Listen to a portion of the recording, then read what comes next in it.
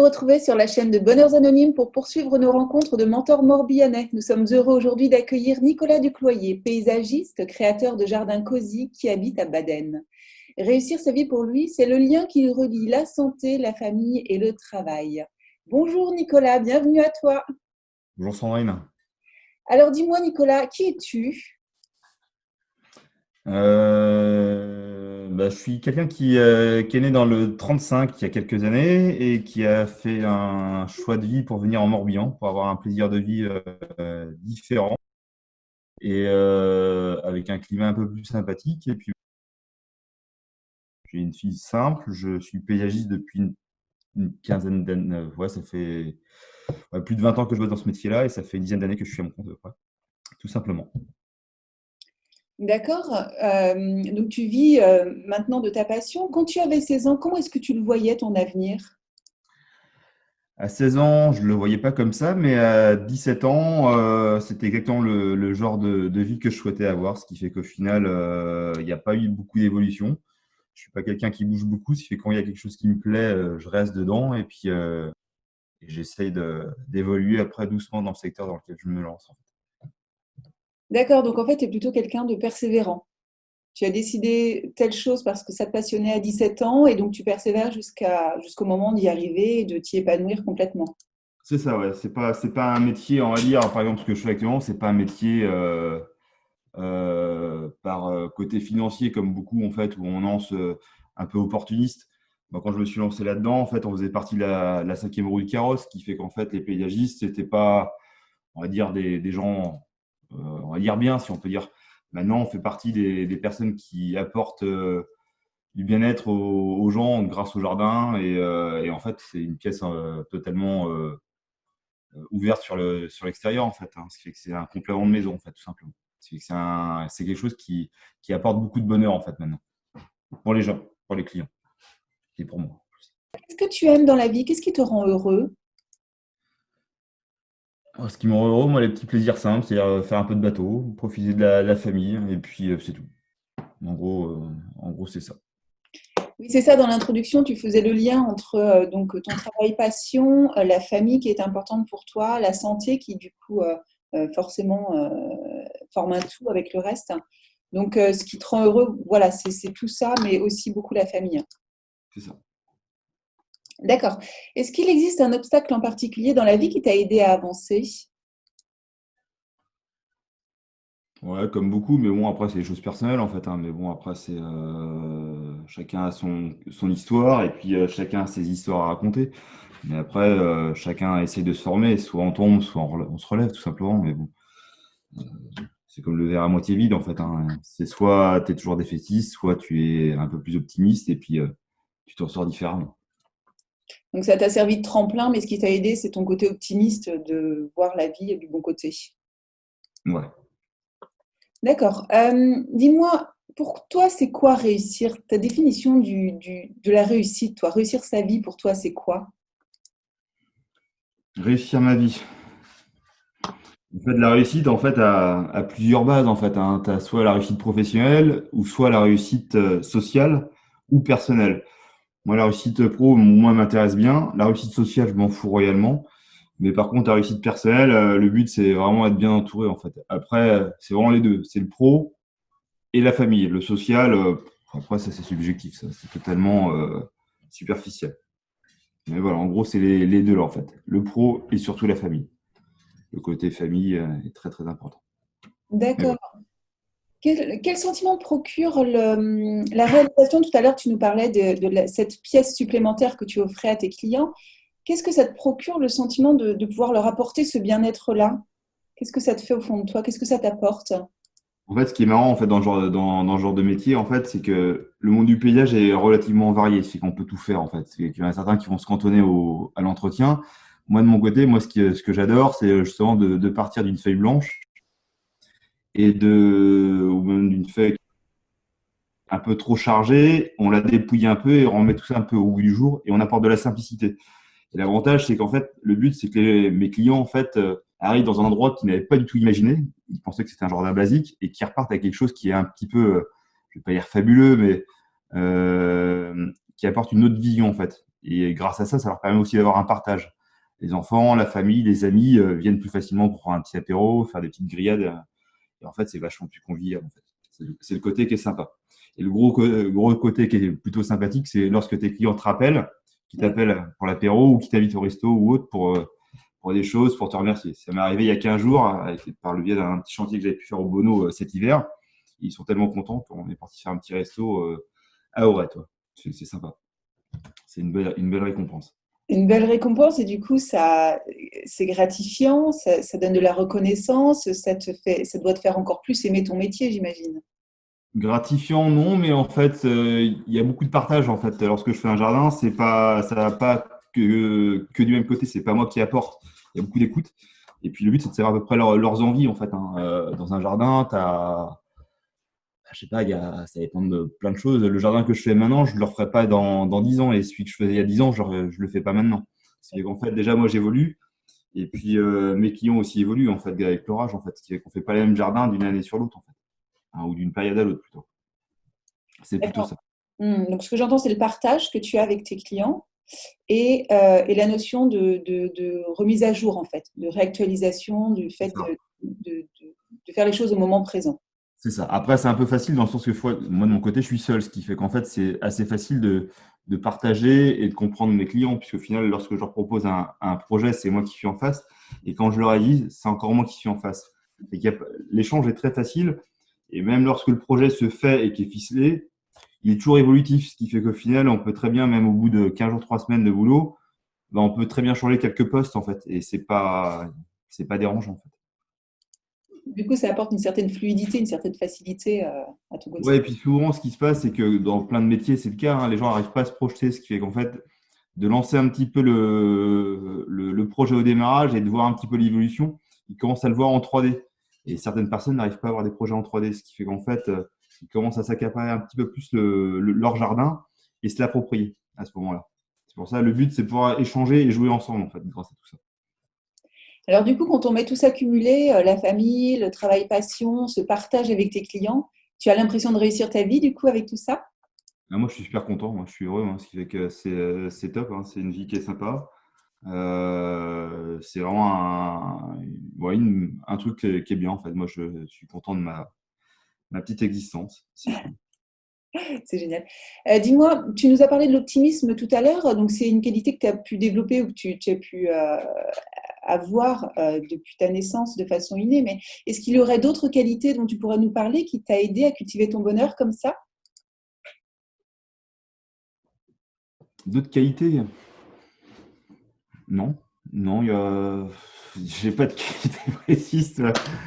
Ce que je retiens quand même, c'est du coup quand même la persévérance et l'optimisme. Je pense que ce sont deux qualités que tu as qui ont dû beaucoup t'aider pour en arriver là en fait. Ouais, c'est un peu ça. Mais après, c'est vrai que comme toute personne qui se met à son compte, dans tous les cas, si tu te lances pas, si t'es pas un peu persévérant, tu t'arrêtes rapidement. Il y a trop d'obstacles en fait. Et que le but, c'est de passer à côté en fait. Sinon, tu t'arrêtes pour n'importe quoi en fait. C'est un peu ça en fait. Est-ce qu'il y a un outil que tu aimerais nous partager qui a pu t'aider dans la vie? Quand tu parles d'outils, qu'est-ce que tu veux dire par rapport à ça?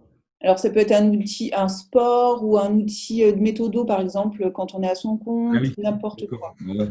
En fait, moi, de nature, je suis de nature hyper timide, ce qui fait que, alors, moins maintenant, mais quand j'ai commencé il y a de ça quelques années, alors j'aime bien les yeux que tu fais.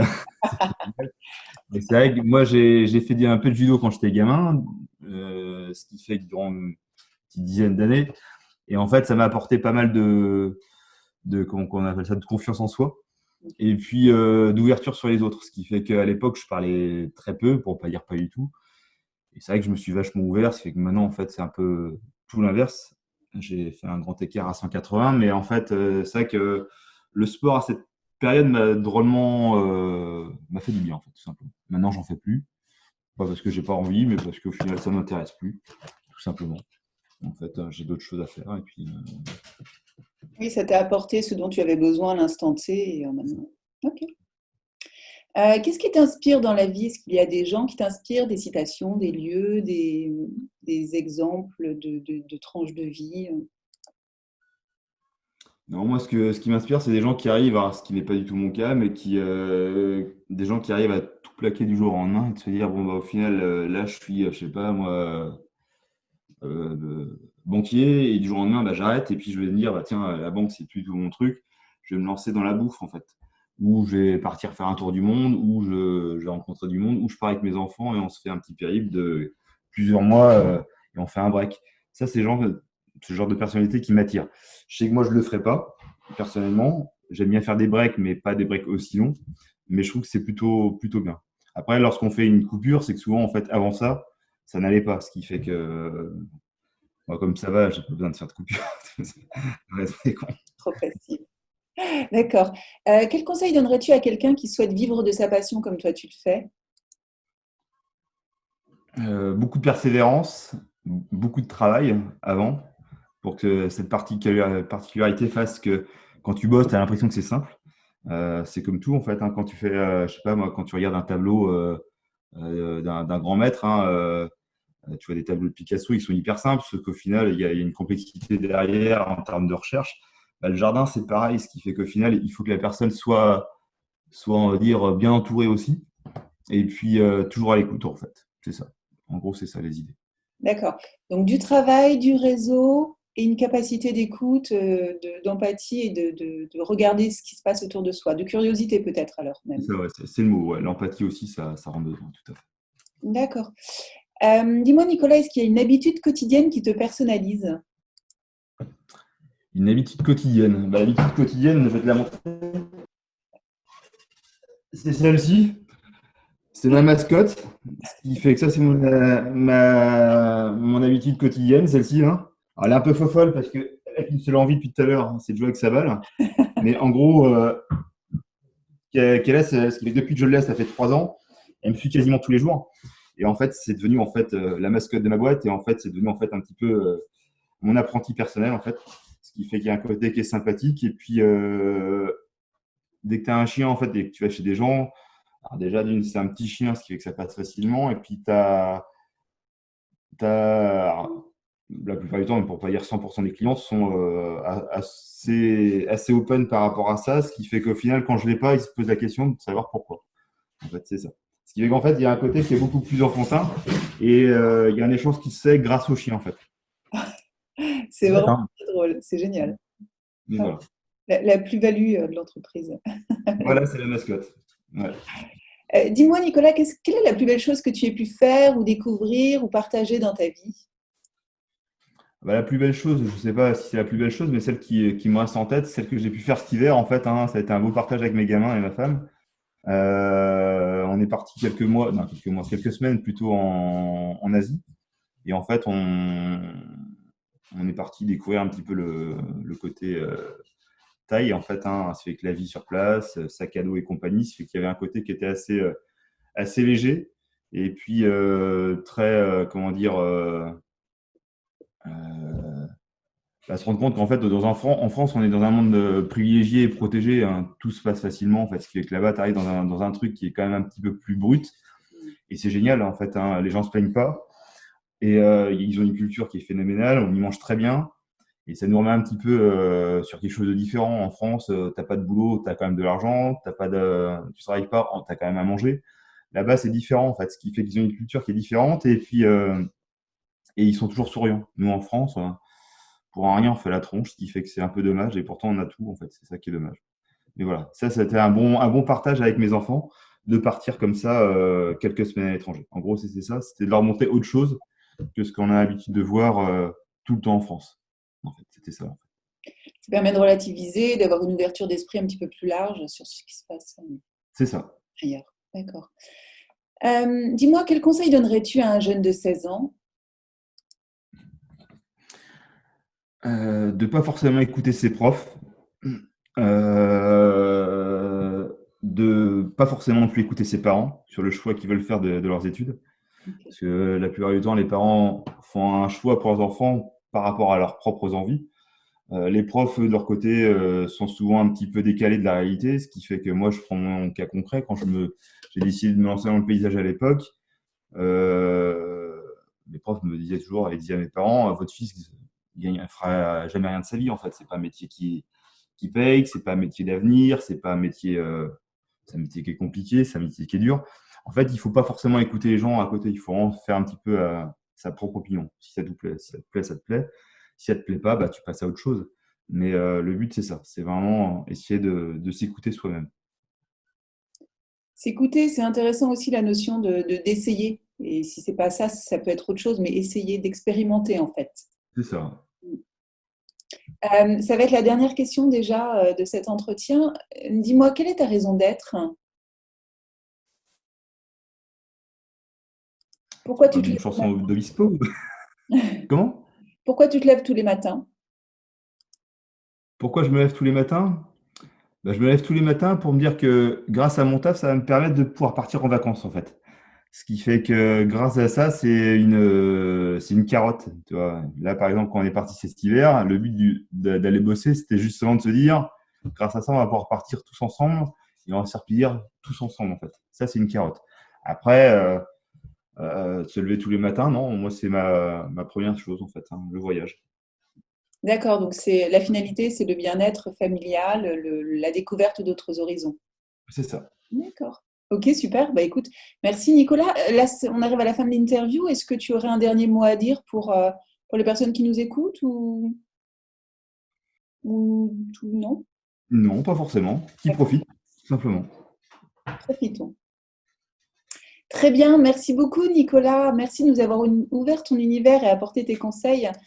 On se retrouve donc mardi prochain à 18h pour une nouvelle interview. D'ici là, soyez heureux.